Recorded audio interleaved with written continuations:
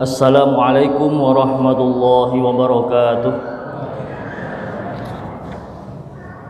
Alhamdulillahirabbil alamin. Wassalatu wassalamu ala asyrafil mursalin nabiyina Muhammadin wa ala alihi wa ashabihi ajma'in, amma ba'd. Ma'asyiral muslimin rahimakumullah, jamaah Isya dan Tarawih Masjid Al-Mutiin yang berbahagia. Kita bersyukur pada malam hari ini kita masih dalam keadaan sehat walafiat. Tentu itu nikmat dari Allah Subhanahu wa taala. Sudah sepantasnya apabila kita senantiasa bersyukur pada Allah Subhanahu wa taala. Amin ya rabbal alamin. Jamaah sekalian rahimakumullah, tinggal beberapa hari lagi Ramadan akan berakhir dan kita masuk ke bulan Syawal.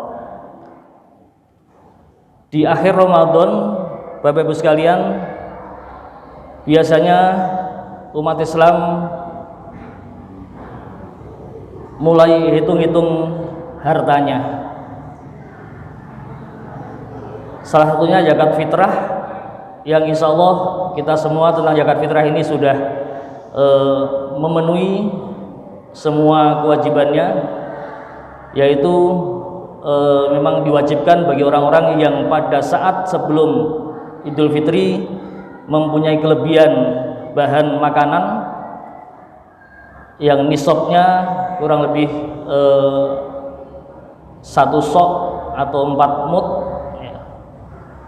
Kalau dihitung kilo ya ada sekitar 2,6 atau 2,7. Tentu akan jauh lebih baik apabila kita membayarnya kurang lebih 3 kg. Itu tentang zakat fitrah. Insya Allah kita semua sudah memenuhinya. Pada kesempatan ini Bapak Ibu sekalian, saya ingin menyampaikan tentang zakat mal. Mohon maaf sedikit tentang zakat fitrah. Bahan makanan apa yang kita gunakan untuk membayar zakat fitrah? Tentu ya umumnya di sini kita memakan beras, maka tentu beras yang kita bayarkan, dan beras yang kualitasnya seperti apa yang harus kita zakatkan sebagai zakat fitrah kita. Maka jawabannya adalah beras yang kualitasnya seperti minimal, seperti yang sebiasa kita makan, atau sama dengan apa yang biasa kita makan, atau syukur lebih baik. Jangan malah untuk zakat fitrah kita ambil beras atau beli beras yang murahan. Misalnya setiap harinya kita makan nasi dari beras yang harga per kilonya 12.000 misalnya, jangan kita membayar zakat fitrah yang harga 10.000. Ini tentu bukan tidak sah ya, tetapi kurang afdol.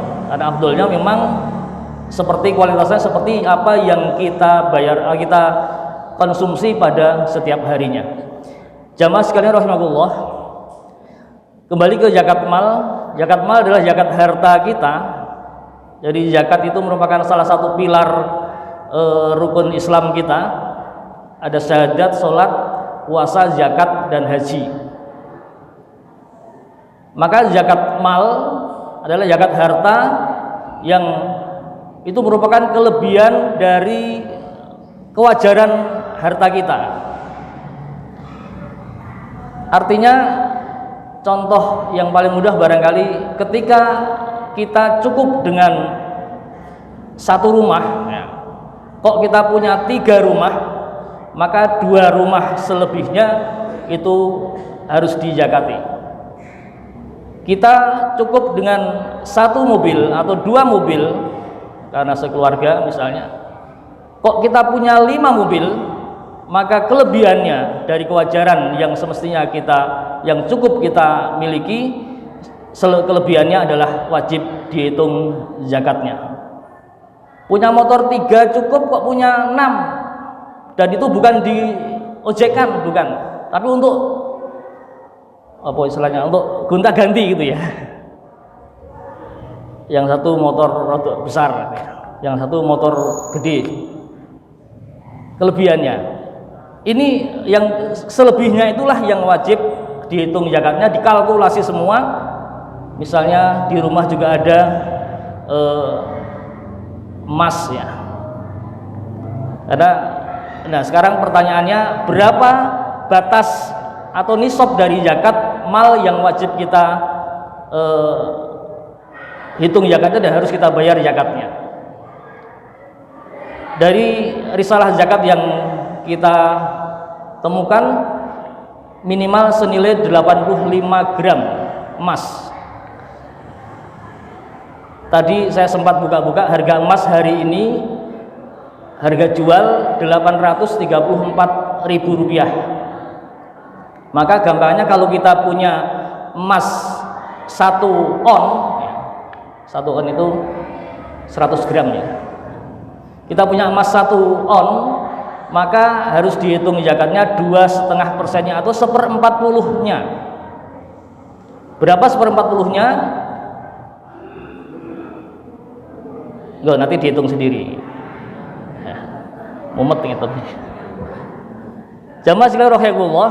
Jadi kalau emas, kita punya emas 100 gram, punya kelebihan motor 3, punya kelebihan sepeda 4, punya kelebihan mobil 2, maka semua dinilai rupiahnya, dikalkulasi, kemudian dihitung zakatnya 2,5%-nya. Kenapa? Karena itu sudah lebih kelebihan dari kewajaran yang kita miliki. Kok kita punya 3 cukup, kok kita punya 5. Kita punya rumah 1 cukup, kok kita punya 3 misalnya, maka 2 harus dihitung zakatnya, nilai ya.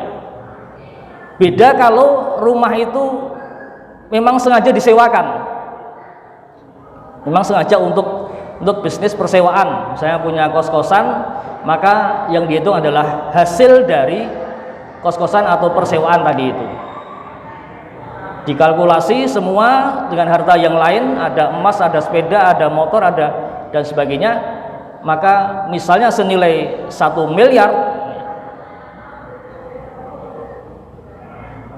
dihitung 2,5%-nya. Berapa Pak Wali? Pak Wali Nurahi. Oke. 2,5% atau 1/40-nya. Ini ya minimal misalnya ya, nisabnya 85 gram emas, maka 1/40-nya jadi sekitar hampir 1,8 lah, 1.800.000-an. Ini kalau senilai ya, sebatas nisab tadi.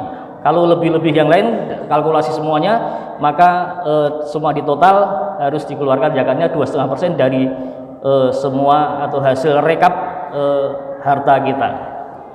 Bapak Ibu sekalian rahimakumullah, ini tentang zakat mal, dan itu menjadi satu kewajiban ya.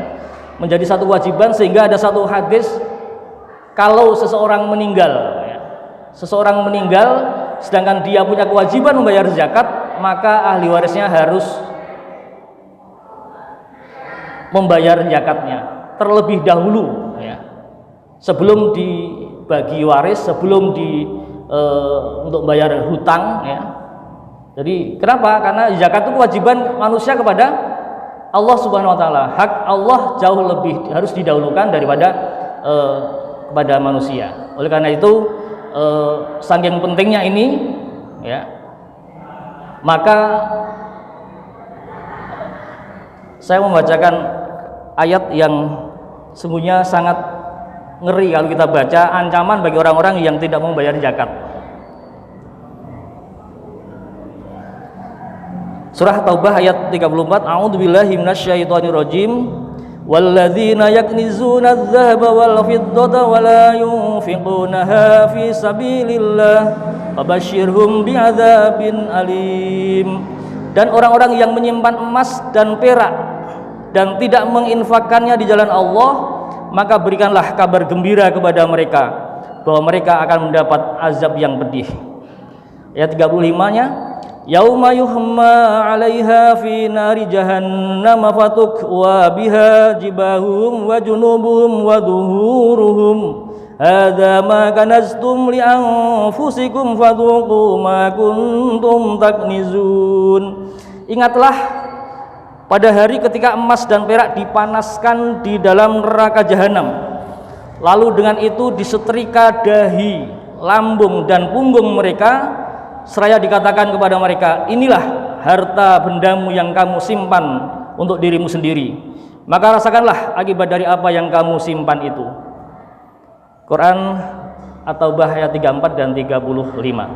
Ma'asyiral muslimin rahimakumullah, sungguh sangat berat siksa bagi orang-orang yang memang berkewajiban membayar zakat tapi tidak mengeluarkan zakatnya.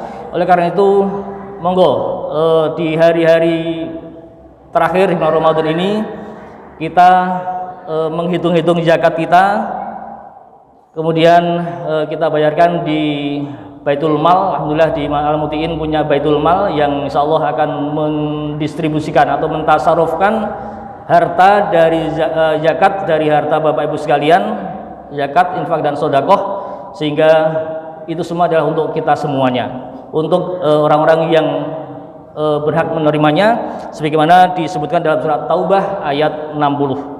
Innamas shadaqatu lil fuqara'i wal masakin wal 'amilina 'alaiha wal mu'allafati qulubuhum wa fir riqab wal gharimina wa fi sabilillah wa ibnis sabil fariidatan minallah wallahu alimun hakim. Sungguh zakat itu hanyalah untuk orang-orang fakir, orang-orang miskin, amil zakat serta mu'alaf, untuk memerdekakan hamba sahaya, untuk membebaskan orang-orang yang berhutang untuk jalan Allah, dan untuk orang-orang yang sedang dalam perjalanan, sebagai kewajiban dari Allah yang maha mengetahui dan maha bijaksana. Ma'asyiral muslimin rahimakumullah, itu sedikit barangkali apa yang dapat kami sampaikan. Mudah-mudahan ini menjadi bahan renungan Bapak Ibu sekalian sepulang nanti dari sholat tarawih ini. Dihitung-hitung ya zakatnya, jangan sampai ada yang disembunyikan, karena di sisi Allah sekali lagi tidak ada yang tersembunyi sedikit pun. Di sisi Allah tidak ada yang tersembunyi sedikit pun. Maka monggo kita sama-sama untuk mulai membersihkan harta kita, karena arti zakat adalah sesungguhnya artinya adalah tumbuh, kemudian suci dan berkah. Artinya ketika kita menzakatkan harta kita, maka insya Allah justru harta kita akan tumbuh, harta kita menjadi suci, dan semuanya harta yang ada dalam rumah kita ya, itu menjadi penuh dengan barokah dari Allah Subhanahu wa ta'ala. Mudah-mudahan kita semua bisa memenuhi perintah Allah, yaitu tentang zakat mal ini, sehingga kita termasuk atau digolongkan oleh Allah sebagai golongan orang-orang yang bertakwa kepada Allah Subhanahu wa ta'ala. Amin ya rabbal alamin. Kita akhiri dengan baca hamdalah. Alhamdulillahirabbil alamin. Kurang lebihnya mohon maaf. Akhir kalam, assalamualaikum warahmatullahi wabarakatuh.